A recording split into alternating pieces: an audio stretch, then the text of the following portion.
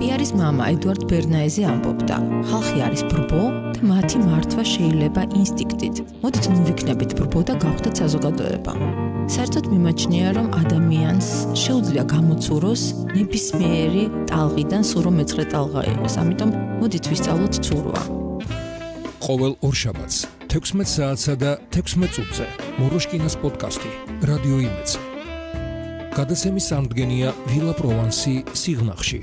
დაგვირეკეთ 597 25 22 22.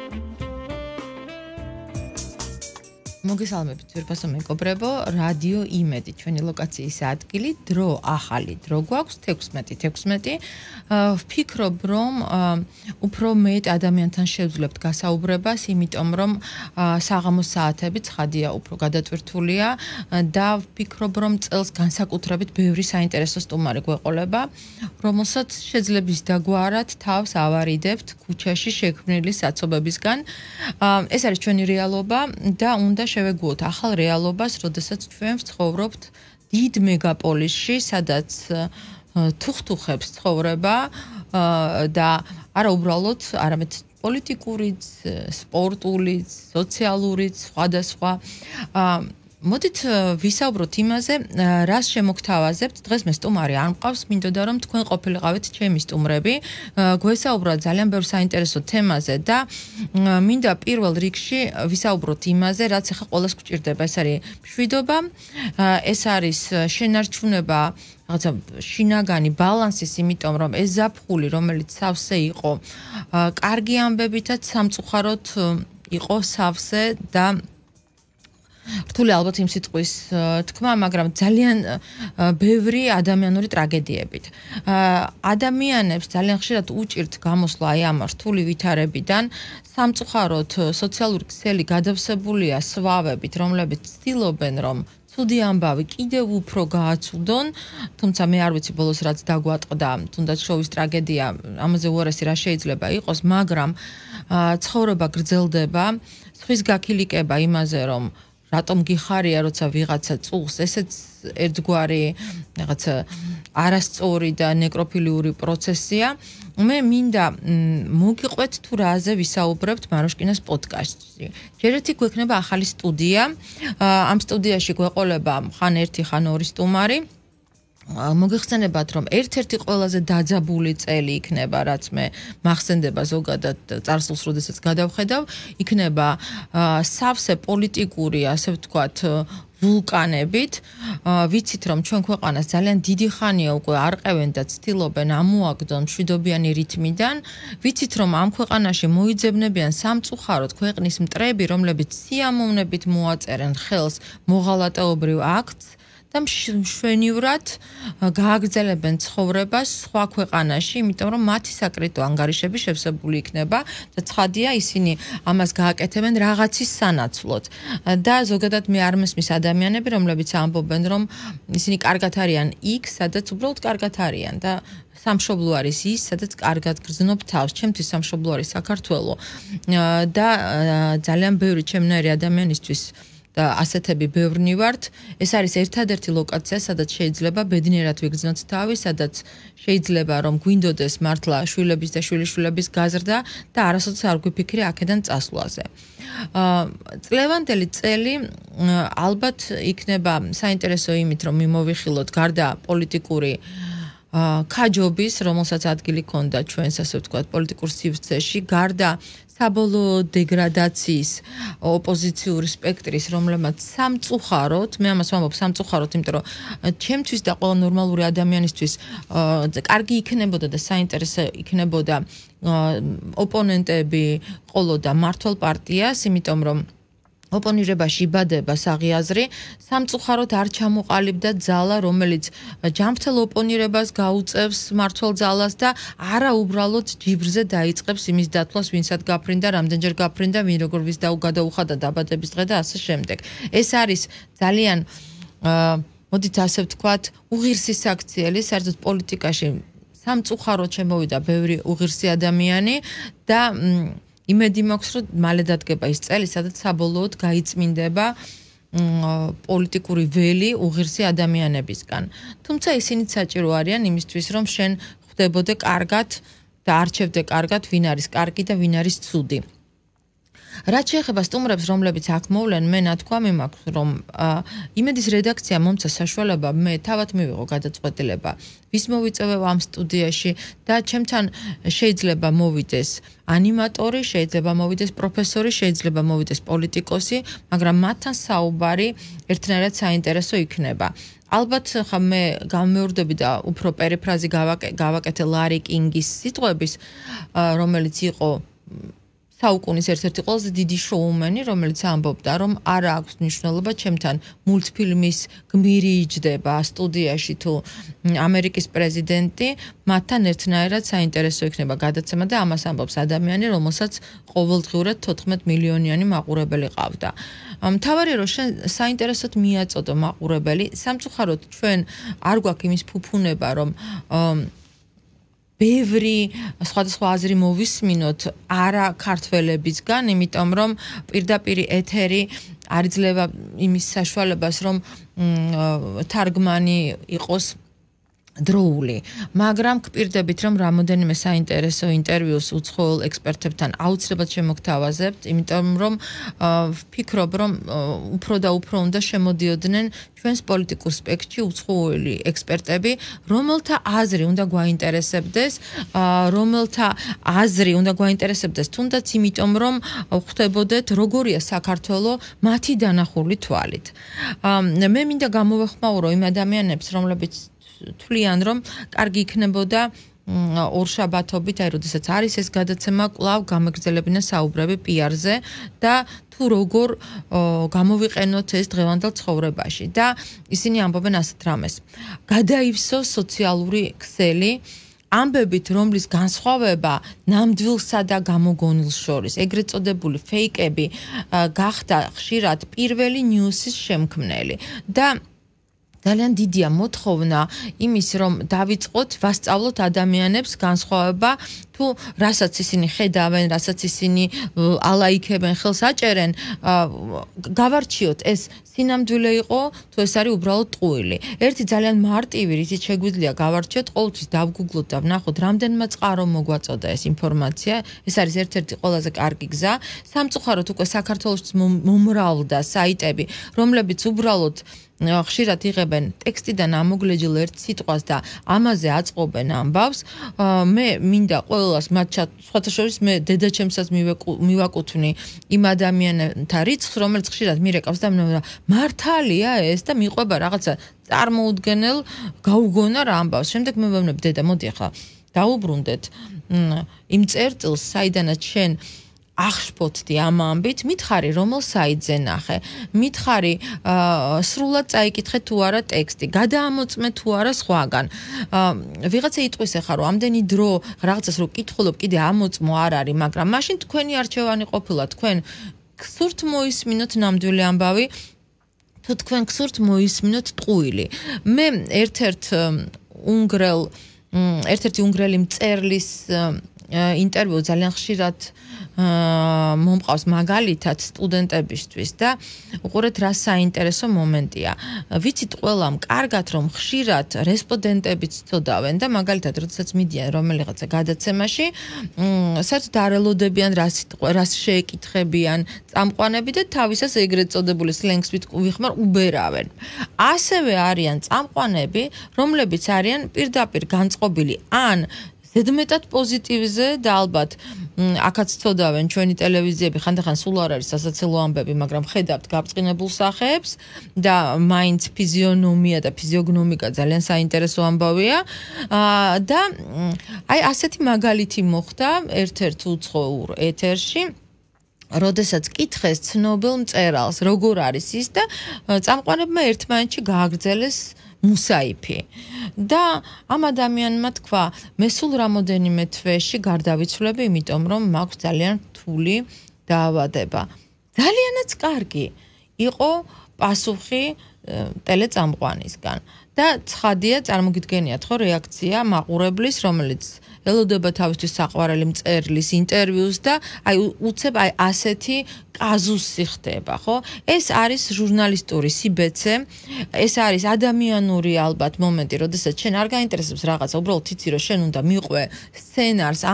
ეს მაგალითი მე იმიტომ მომყავს, რომ ჩვენ უნდა დავიწყოთ უფრო სიღრმისეულ პროცესებში ჩახედვა. სამწუხაროდ 21 საუკუნე მოგვიტანა ჩვენ ძალიან ზედაპირული ცხოვრების წესი. ანუ თითქოს ურთიერთობები ზედაპირული გახდა. თითქოს ჩვენ ყველაფერი გვაქვს ზედაპირულად და ძალიან ხშირად ჩემი მეგობრები და ახლობლები მეუბნებიან. აი როგორ აპირებ შეინარჩუნო ბალანსი, როდესაც ამდენი ჭუჭყი მოდის, ამდენი ნეგატივი მოდის, ამდენი ცუდი ამბავია და ხანდახან როდესაც იღვიძებ, ფიქრობ, რომ აი სადაც რო გაიღვიძა და რა დღეს რა გამახარებს და მე ამ დროს მაქვს მხოლოდ ერთი პასუხი. ძალიან გთხოვთ, გაიხსენეთ ადამიანები, რომლებსაც რეალურად არ ულხინთ. ის ჭირისუფლები, რომლებმაც ახლობლები დაკარგეს. ის ბავშვები, რომლებიც უკურნებელი სენით იტანჯებიან. ის ადამიანები, რომლებიც მძიმე ავადობამ ეტლს მიაჯაჭვა. ადამიანები, რომლებიც იბრძვიან გადარჩენისთვის და მათთვის თუ ყოველი დღე ბედნიერად თენდება.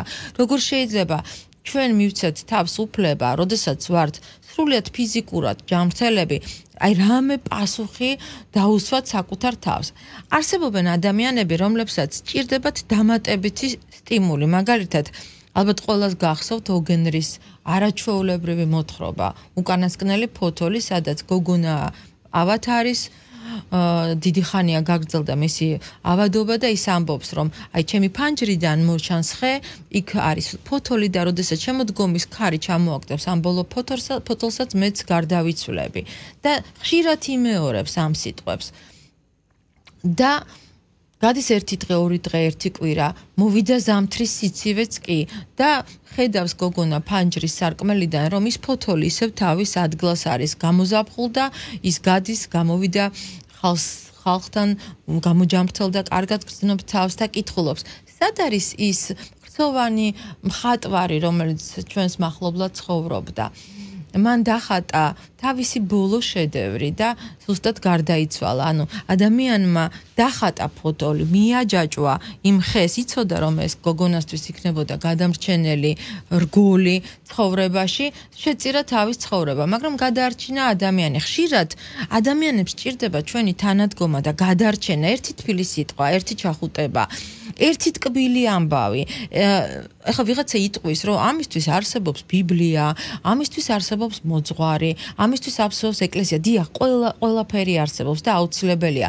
იცით რა, ჩემმა ძმამ წლებია უკვე ესეთი ფორმულა შეიმუშავა, ერეკლეშონია, იცნობთ თქვენ ამ ადამიანსაც, რომელიც ამბობს, რომ აუცილებლად უნდა იპოვო შენი სიწმინდის ადგილი. და შემდეგ, როდესაც პოულობ იმ ადგილს, სადაც აი შენთვის ეს არის წმინდა ადგილი, შეიძლება თქვათ შენ ქუჩაზე ყოფი და აშენებული ეკლესია არ იყოს, მაგრამ შეიძლება სადღაც იქ მთაში მიკარგული ეკლესია იყოს, შენი სულიერების მომსმენი და შენი ჩამხუტებელი და შეიძლება ვაკეს აბურთალოს გზაზე რო ეკლესია არავის არ ვერჩი, უბრალოდ ახლოს არის და მიხვიდე და ვერ ნახო ვთქვათ შვება, მაგრამ სადღაც იქ გაიარო რთული მთაგორიანი ადგილი, წვიმაში, ავდარში, ქარში მიხვიდე და აი ასეთი ეკლესია, ჩვენთვის ასეთი ეკლესია გახდა ენაგეთის ეკლესია, სადაც მისვლა ცუდამენში პრაქტიკულად წარმოუდგენელია, მაგრამ ისეთი მადლი იღვრება აი ამ პაწაწუნა ლამაზი ღმერთის სახლისგან, რომ რაღაც თითქოს ჩავუთქვით, რომ როდესაც გვაქვს გასაჭირი, ჩვენ ადამიანურად, ეგოისტურად, აბა როცა გილხინს საწახვალ, ხო? მივდივართ და სანცელს ვანთებთ. შემდეგ ის ადამიანი, რომელიც უვლის იქაურობას და რომელიც არის იქაურობის, რა ვიცი, სულის ჩამდგმელი მართლა, მან გვითხრა, აქ მარტო მაშინ რომ მოდიხართ, როცა ცუდად ხართ. მოდი, აბა ცადეთ, მაშინ მოდით, როდესაც კარგად იქნებით. და თურმე ადამიანთან მაშინაც უნდა მიხვიდე, როცა კარგად ხარ, იმიტომ რომ ეკლესია როგორც ადამიანი ისეა.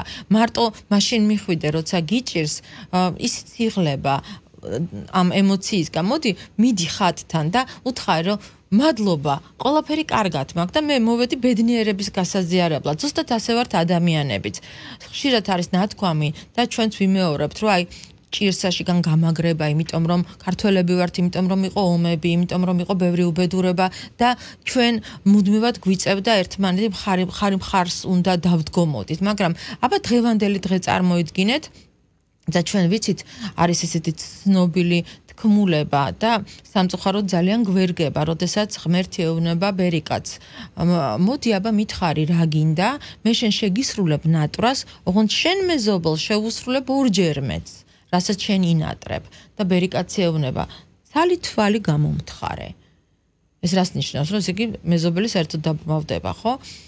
ჩვენ ვიცით ასეთი მაგალითები და მე ერთ ცხოვრებისეულ მაგალითსაც გეტყვით, რომ იყო ესეთი ამბავი ერთხელ ერთ-ერთ ეთერში ძალიან ხშირად წერდა ქართლიდან ერთი ოჯახი, რომ მათ მეზობლად ძალიან უჭირს ადამიანებს და პრაქტიკულად ბავშვებს სარჩო სანოვაგე არ აქვთ და კითხვის ნიშნის ქვეშ დგას ხვალინდელი დღე როგორი გაუთენდებათ. ეს წერილები სისტემატიურად მოდიოდა და მაშინ ჩვენ რამოდენიმე ჟურნალისტმა და სხვათა შორის მაშინ ცოცხალი იყო ბატონი იური ვაზაგაშვილი და მან თქვა ასეთი რამე. რახან ჩვენ ჩავდივართ სოფელში, მოდით ვუყიდოთ მეწველი ძროხა და ჩავუყვანოთ, იმიტომ რომ ოჯახია, სოფელია და ეს იქნება მათთვის სარჩო სანოვაგე. ასეც მოვიქეცით ჟურნალისტები, სადღაც 10-ოდე ადამიანი, თელი ღამე ვაგროვებდით სხვათა შორის შემოწირულობას და ძალიან ბევრი პროდუქტი შევაგროვეთ და ესე დახუნძლულები ბევრი პროდუქტით, გზაში ნაყიდი ძროხით გავემგზავრეთ ქართლის ერთ-ერთ სოფელში. როდესაც ჩავედით და ეს ყველაფერი ჩავიტანეთ და არ ვიცი რთულია ის ემოცია გადმოსცე ამ ოჯახის ბედნიერება, ამ შვილების ბედნიერება, როდესაც ნახეს ტანსაცმელი, საჭმელები, მეწველი ძროხა, რომელიც იყო მათი გადარჩენისთვის მნიშვნელოვანი, ის მეზობელი, რომლის შუამდგომლობითაც ჩვენ ეს მოვახერხეთ და გავაკეთეთ და ეს პროექტი განვახორციელეთ და ნამდვილად ტელევიზიებში არ გაშუქებულა, იმიტომ რომ ამისთვის არ გაგვიკეთებია და არც ის ხალხი არ გამოგვიჩენია, ვისაც რეალურად უჭირდა. მეზობელმა იცით რა გითხრა? მე რომ ცოდნოდა რომ თქვენ ასე დიდძალი დახმარებით ჩამოხვიდოდით, საერთოდ არ მოგწერდითო. აი რთულია გაიგო რა ამოძრავებს ადამიანს, რომელმაც ჯერ კეთილი ნაბიჯი გადადგა, ითხოვა დახმარება თავისი მეზობლისთვის და შემდეგ რომ დაინახა რომ ეს დახმარება საკმაოდ ესეთი ასე ვთქვათ სოლიდურია, იმ წუთშივე რაღაცა შურის მომენტი ჩაერთო. აბა მოდით დავფიქრდეთ, ჩვენ რას გავიმეტებდით ჩვენი მეზობლისთვის, ჩვენი კარის მეზობლისთვის, ჩვენი ეთნიკური მეზობლისთვის, ზოგადად რას ვიზამდით და აქვე მივდივართ იმ თემასთან, რა გვჭირს ასეთი, რომ აფხაზები და ოსები თითქოს ეს დაცრილებივით არიან საქართველოზე, ქართველებზე, დედა საქართველოზე ეს არის და არ ჩქარობენ დედა სამშობლოსთან ჩახუტებას. დედა სამშობლო მათთვის საქართველოა. წარმოიდგინეთ, აბა თქვენ ხართ აფხაზი, ოსი, ჩართეთ ტელევიზორი, ჩართეთ ქართული საინფორმაციო საშუალება, ან რომელიმე ანალიტიკური გადაცემა, სადაც ერთმანეთს ეპაექრებიან პოლიტიკოსები. თქვენ მოგინდებათ ასეთ წიაღში დაბრუნება? თქვენ რომელსაც ისედაც 90-იანების მერე თვალებში ვერ გამოგიხედავთ წესიერად, ფეხზე ვერ დადეკით, რუსეთმა თავისი მოვალეობა არ შეასრულა და თეთრი არ გადაურიცხია არც სამაჩაბლოს გასამშვენიერებლად და აღსადგენად და არც აფხაზეთის და მათ მაინც არ უნდათ საქართველოში τσამოსვლა.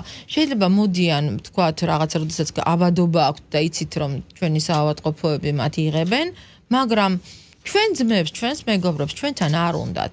აბა დავფიქრდეთ, რა ხდება ასეთი. სამწუხაროდ ჩვენ ვერასოდეს ვერ გამოვედით აი ესეთი ეთნო პრობლემებიდან. ჩვენ არ მოგწონს ხანდახან რას ამბობენ მეგრელები, ხანდახან რას ამბობენ სვანები, ხანდახან როგორ იქცევიან კახელები. ყველას ერჩის. ანუ ყველასთან დაპირისპირებულია და ზუსტად ასევე ხდება გაგრძელება აფხაზებთან, ოსებთან მიმართებაში და იქნებ ჩვენ რაღაც შევძლოთ და მოვთოკოთ საკუთარი ემოციები. უფრო გადავიდეთ ჩახუტებაზე, გამთლიანებაზე. იქნებ ჩვენ შევთავაზოთ ისეთი გადაცემები, ისეთი ინტერვიუები პოლიტიკოსებთან, რომელსაც როდესაც უყურებს აფხაზი, ახალი თაობის, რომელსაც არ ახსოვს საქართველოს იტყვის, როგორ კარგად საუბრობენ, როგორი კარგი ანალიტიკოსები ყავთ, როგორ ლამაზად ხატავენ საქართველოს მომავალს. ეს ხომ ჩვენი სამშობლოა. იქნებ თქვას ვიღაცამ იქ სამაჩაბლოს სოფელში, რა კარგი რამე მოვისმინე ეთერიდან, როგორი ლამაზი მომავალი ექნება საქართველოს, როგორ წყნარად ჩატარდება არჩევნები, როგორ ლაგდება ყველაფერი. დროა ჩვენ დედა სამშობლოს ჩავახუტოთ, იმიტომ რომ საუბარი იმაზე, რომ ჩვენ გვინდა დაბრუნება ტერიტორიების, უნდა იწყებოდეს საუბრით, რომ ჩვენ გვინდა დავიბრუნოთ ჩვენი აფხაზი ძმები, ჩვენი ოსი ძმები, ჩვენი დები, ჩვენი უახლოესი ოჯახის წევრები. ყველამ კარგად ვიცით, რომ გენეტიკურად ჩვენ ყველაზე ახლოს ვართ და სხვათა შორის მათთვისაც ერთადერთი გადარჩენის საშუალება ყოველთვის იყო საქართველოს წიაღში ყოფნა, იმიტომ რომ სხვა შემთხვევაში ისინი ასიმილირდნენ, ისინი პრაქტიკულად ჩაყლაპა რუსეთმა. ჩვენ ვიცით, რომ მე სოჩში მყავს მთელი სანათესაოს დიდი ნაწილი, იქ სომხური ძალიან ძლიერი კლანებია, ჩეჩნური და ასე შემდეგ და მათ დაიკავეს ჩვენი ადგილი სამწუხაროდ, სადაც სოჩში შეძლეს ეს, რა თქმა უნდა შეძლეს ეგ ცხინვალში, რა თქმა უნდა სოხუმში, სხვათა შორის ძალიან ბევრი ჩემი ახლობელი წელს აღმოჩნდა, რომ უკვე სოხუმის ქუჩებში სეირნობდა. არ არის აგრესია ქართველების მიმართ. ჩვენ უნდა შევძლოთ ჩასვლა, საუბარი აგრესიის გარეშე, წარსულის გარეშე. მე კარგად მახსოვს, როდესაც ვიყავ მინისტრის მოადგილე, მოვახერხე მაშინ პირველად ჩამომეყვანა 14 ოსი ჟურნალისტი და ეს იყო 2002 წელი. და იცით მთელი წელი არაჩვეულებრივი პრესა იყო, იმიტომ რომ ჩამოვიდნენ ჩვენ ჟურნალისტებთან ერთად დასხდნენ და იყო პირობა, მოდით არ გავუხსენოთ ერთმანეთს წარსული. არ ვისაუბროთ, როდესაც იწყება ომი, ყველას ცოდავს. არავინ არ თქვას, რომ ომში ვიღაცა იქცევა როგორც ჯენტელმენი და ვიღაცა იქცევა როგორც მხეცი. არა, ომი იმიტომ არის ომი, რომ იქ ყველა მხეცდება და სისხლის დანახვაზე ყველას შურის ძიების სურვილი უჩნდება და არავინ არავის არ ინდობს. ამიტომ იცით როგორ არის, როდესაც ჩემნაირ ადამიანებს ეუბნებიან, აბა, ხო, ომი არ გინდათ თქვენ? ჩვენ ვნახეთ ომი. ომი არ გვინდა მათ, ვისაც ნანახი აქვს. მე ყარყარაშვილების ოჯახის წევრი ვარ. მე ვიცი რა არის ომი და ჩემი ოჯახის წევრები ჩვენ დავასაფლავეთ იქ. სამწუხაროდ და დავტოვეთ იქ. და ძალიან განვიცადეთ ეს ყველაფერი. ჩვენ ვუმობდით, ჩვენ საქართველოს ვიცავდით. ამიტომ მე და ჩემნაირებს არ გვინდა ომი. ძლივს გამოვზარდეთ თაობა, რომელსაც არ ახსოვს ომი და ღმერთმა ქნას რომ არ ახსოვდეს. იმიტომ რომ ჩვენ უნდა შევძლოთ, გავაძლიეროთ გენეტიკა. თქვენ ალბათ ხედავთ, თითოეული ჩვენთაგანი ხედავს, რომ ნელ-ნელა მარტო თბილისი კი არა, საქართველო ხდება ერთი დიდი მეგაპოლისი, როდესაც მე ხშირად ვსაუბრობდი, რომ პრობლემებზე ვისაუბროთ მაშინ, როდესაც გაიხსნება ზუსტად აი ეს მთავარი გზა, რომელიც აზიური ბანკის დაფინანსებით შენდება, როდესაც კარგია ბათუმში 2 საათში მოხვედრა, მაგრამ რისთვის შენდება ეს მთავარი კორიდორი, ხო? როგორ მოხდება დაკავშირება აზიასა და ევროპას შორის და ვის ექნება სურვილი გამოგვტაცოს ჩვენ აი ეს გამაერთიანებელი ხიდი და ვის ექნება სურვილი, რომ საქართველოს აქციოს ტერიტორიად და არა ქვეყნად.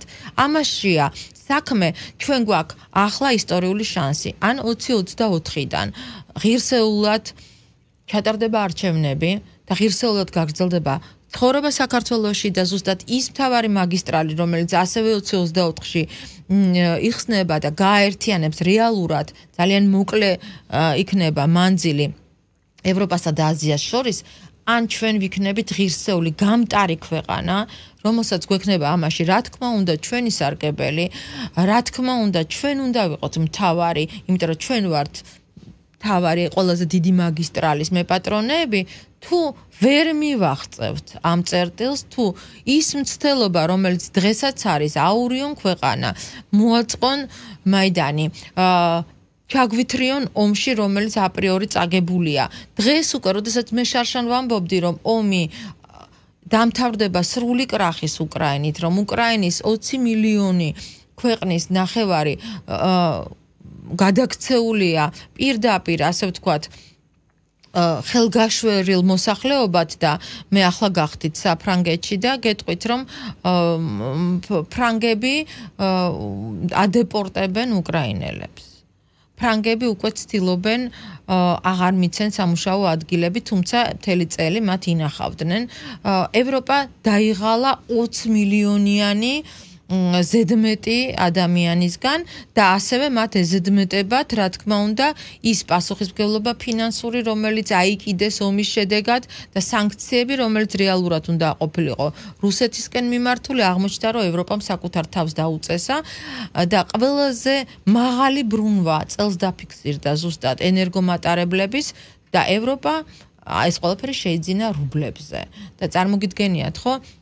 რამდენად შეიცვალა ძალთა ბალანსი უკვე რუსეთსა და ევროპას შორის, ძლიერდება რუსეთი ფინანსურად და სამწუხაროდ კნინდება ევროპა, ეს ის ევროპაა, რომელიც ჩემთვის მეორე სახლია, რომლის ფასეულობებსაც მე ვიზიარებ, რომელიც ჩემთვის ყოველთვის იყო ძალიან მნიშვნელოვანი, გარდა იმისა, რომ სწავლობდი მუდმივად დიდი ჩემი ცხოვრების ნაწილი იქ გატარებული, მე ვხედავ ევროპას, რომელიც საკმაოდ მძიმე მდგომარეობაშია.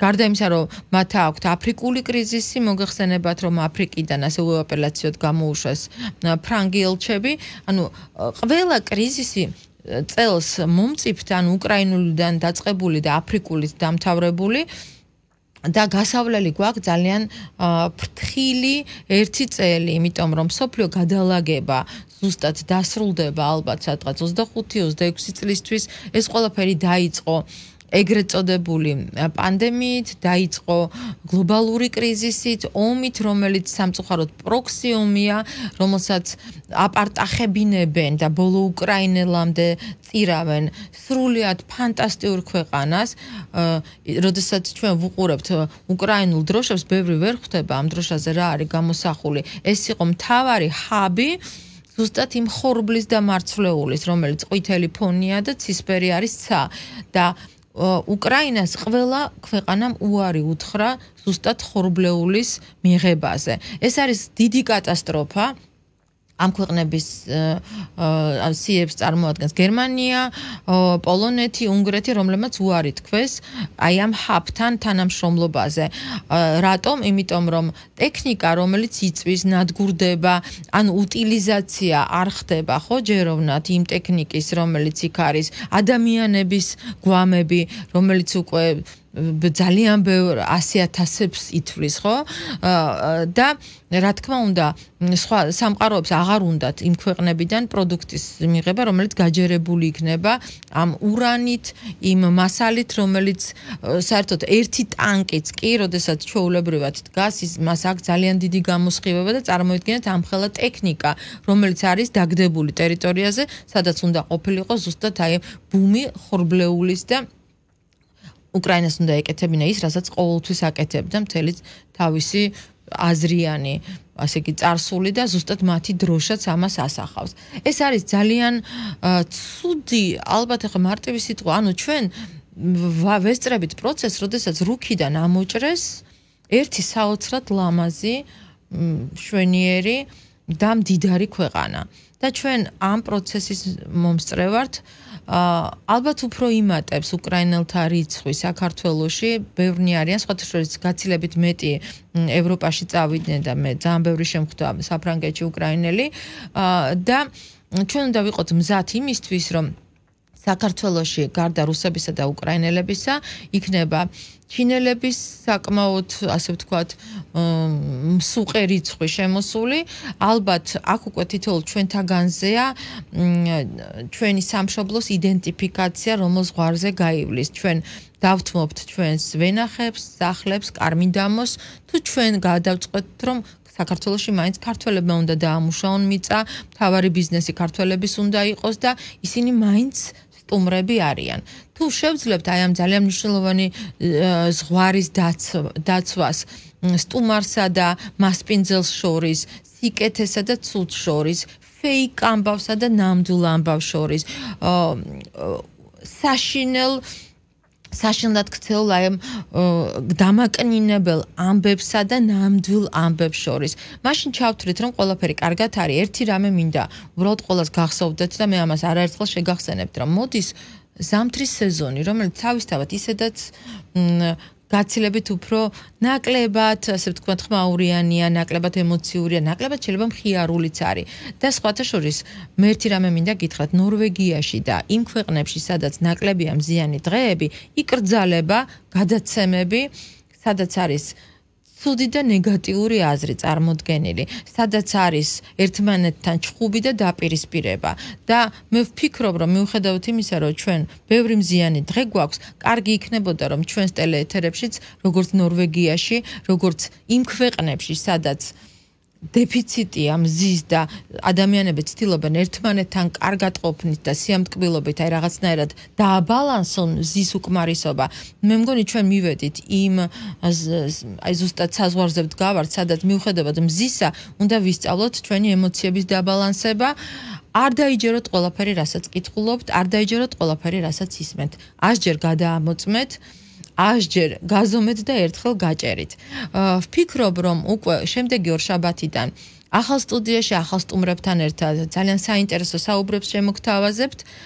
მე იმედს ვიტოვებ, რომ ჩვენ გვექნება ერთმანეთთან სიტყვა-პასუხის რეჟიმიც, შემომთავაზეთ თემები, რომელიც თქვენ გაინტერესებთ და აუცილებლად ზუსტად იმ ტრენერებს, იმ პედაგოგებს, იმ ძალიან ჭკვიან და განსწავლულ ადამიანებს მოვიყვან სტუდიაში, რომელიც თქვენ მოგცემთ იმედის ნაპერწკალს. კმარა მხოლოდ მძიმე და საშინელი ამბები, იმიტომ რომ ჩვენ კარგად ვიცით, რომ ის ქვეყანა, რომელიც არ შეეგუა რაღაც ომებს, უბედურებებს და დადგა ფეხზე, ის ქვეყანა გაბრწყინდა და რომელმაც აირჩია რთული, მძიმე და ისევ ომის გზა, ის ქვეყანა განადგურდა. ძალიან დიდი მადლობა ყურადღებისთვის. მე მინდა რომ ჩვენ ყოველთვის ასე ერთმანეთთან თბილი, ტკბილი და გემრიელი დიალოგი გქონდეს. შევხვდებით მომავალ ორშაბათს 16 საათზე რადიო იმედის ეთერში.